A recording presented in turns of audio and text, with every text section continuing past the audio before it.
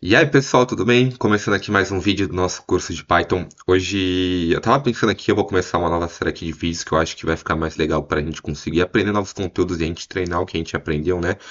Bom, a gente já tem algumas videoaulas aqui sobre Python, então a parte mais básica ali de cálculo de code mesmo ali de Python, né? Como faz for, esse tipo de coisa.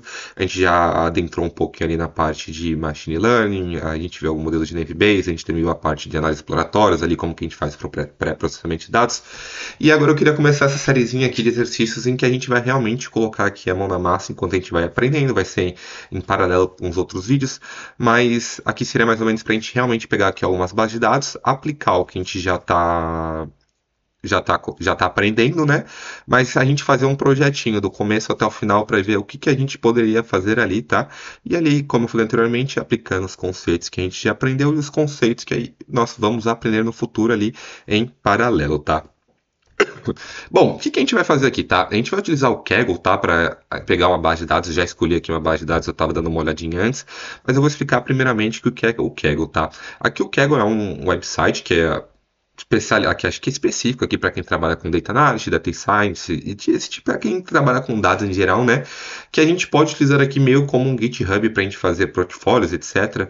Aqui você vai encontrar diversas bases de dados em que você pode baixar essas bases de dados ou utilizar aqui mesmo o Kaggle para fazer os estudos. Você tem aqui você pode ter toda a interface aqui para você fazer dentro do Kaggle, como se você estivesse codando dentro do Kaggle. Mas aqui é um site que você especializado aqui para você mostrar seus portfólios, para você encontrar base de dados, ver tipos de estudos. Bom, vamos lá. O que a gente tem aqui dentro do Kaggle, tá? Aqui provavelmente você vai ter que criar o seu perfil, etc. A gente tem a parte de competições aqui que você pode, empresas podem colocar aqui projetos, por exemplo, essa daqui colocou ontem valendo 80 mil, em que você pode ali aplicar o estudo, enviar, e caso você seja o que teve o melhor desempenho ali, você recebe esse prêmio. Aqui a gente também tem a parte de datasets, em que a gente tem diversos datasets que aqui a gente consegue baixar, training datasets de específicos temas aqui que a gente pode dar uma olhada. E aqui a gente tem outras partes de code, de discussão, que eles podem realmente ali você colocar, é como se fosse um fórum. E eu escolhi essa base de dados aqui, tá? Employee Survey, eu vim aqui, eu vou colocar o link aqui na descrição, ela estava aqui no Trend Dataset, quando eu vi que foi essa primeira aqui, que ela foi incluída 2 dias atrás.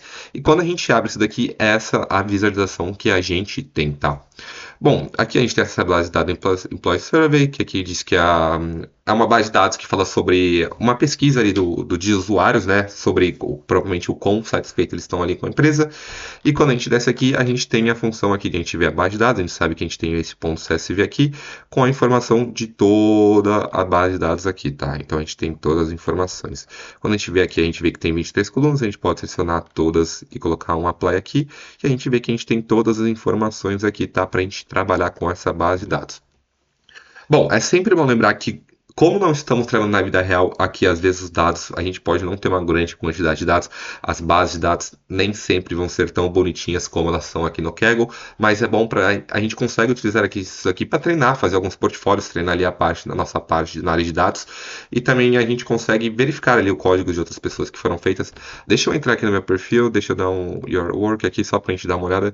Se a gente vir aqui no meu perfil e colocar em Code, deixa eu acho que Your Profile, acho que aqui é mais fácil. Ops. E vir aqui em Code, a gente consegue ver todos os projetos que eu já fiz. Então, se eu clicar aqui, Hotel Reservations, por exemplo, aqui eu tenho vários projetos que eu já fiz, então você consegue deixar isso aqui e mostrar para empresas, né? Então você consegue aqui mostrar isso para pessoas e você consegue fazer todo o seu portfólio aqui dentro, tá? Bom, como eu falei anteriormente, a gente vai utilizar essa Employee Survey aqui, que é uma base de dados que foi disponibilizada aqui pra gente. Vou deixar o link vou deixar esse link aqui na descrição, caso você queira dar uma olhada. E vamos lá. Bom, eu vou utilizar aqui realmente a parte aqui de decoding aqui dentro do, do Kaggle, tá? Para não ter que abrir o Jupyter aqui, então eu vou fazer diretamente por aqui como a gente consegue fazer. E vou explicando aqui, tá? A gente vai fazer esse vídeo, esse projeto por partes, não vai ser em um vídeo só, vou fazer várias partes desse projeto. E a gente vai acompanhando aqui de pouco a pouco, tá?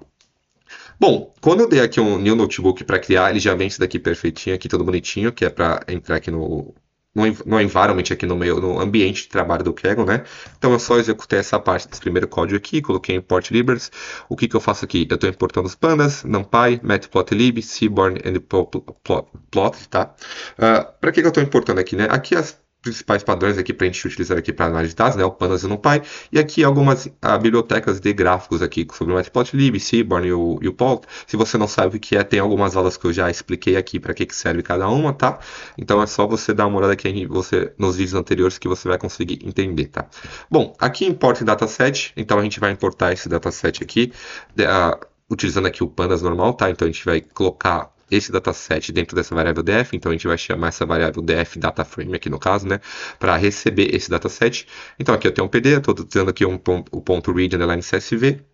A gente sabe que aqui o nosso arquivo está em .csv, tá? Como que eu consigo para saber onde está essa base de dados? Quando a gente vem aqui nesse botãozinho aqui, a gente vê que a gente tem aqui datasets.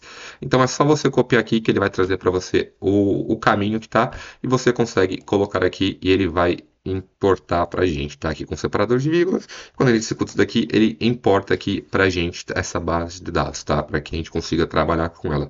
Aqui a gente deu um def.head, tá? Só para a gente ver os dados. Então aqui a gente tem o pd.set option display max columns none. Para que eu estou utilizando isso daqui? Isso daqui eu estou utilizando para que a gente consiga ver todas as colunas aqui. Caso não tivesse isso, aí ele ia mostrar apenas algumas colunas e não todas. Então eu utilizei isso para a gente conseguir dar uma olhada em todas as colunas que a gente tem aqui disponível nessa base de dados, tá?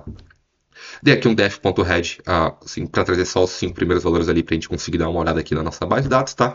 Então o que a gente tem? Aqui a gente tem um IP-ID, que aqui provavelmente é o ID do funcionário, né? Aqui o sexo da pessoa, a idade, aqui se a pessoa é casada ou solteira e etc. O job level ali, se ele é pleno, junior, esse tipo de coisa. Esse experience provavelmente eu acredito que seja em anos, tá? A experiência em anos da pessoa ali, o departamento, o tipo do trabalho ali, se ele é part-time, full-time, se é contractor, esse work, WLB, work-life balance, então como que ali como que a pessoa ali enxerga o trabalho e a vida dela, né? Então de 1 a 5. Aqui o work environment, como que é o ambiente do trabalho, né? Quantas atividades, esse physical, ok, quantas atividades físicas por hora elas têm ali pela semana.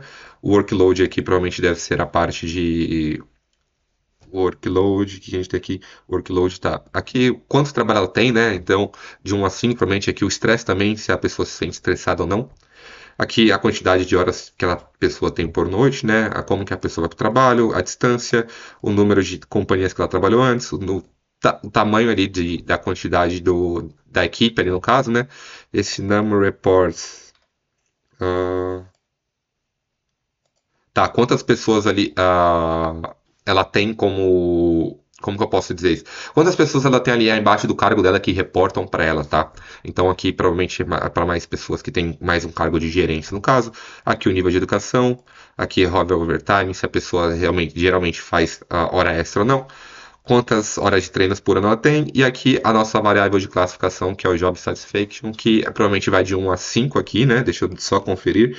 Vai de 1 a 5, que é o quanto a pessoa ali está satisfeita com o trabalho, e essa é a nossa variável target aqui que a gente vai fazer para esse projeto, tá?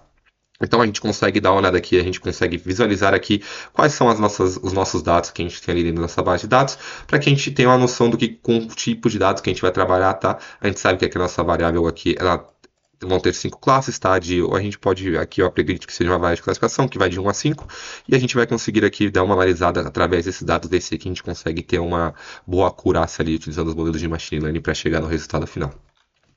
Bom, quando a gente dá um def.info aqui, tá? A gente vê que a gente tem 3.025 dados, tá? Então são 3.025, a gente pode ver aqui que a gente não tem nenhum dado nulo, tá? Isso é muito importante, então a gente não vai precisar fazer esse pré-processamento. Como eu disse anteriormente, aqui no Kaggle, geralmente as bases não são tão... Tem algumas bases que têm milhares de linhas e também que a gente precisa fazer um pré-processamento, mas aqui como esse exemplo aqui, ele é bem difícil de acontecer, por exemplo, não ter nenhum dado nulo ali dentro da nossa base de dados, tá?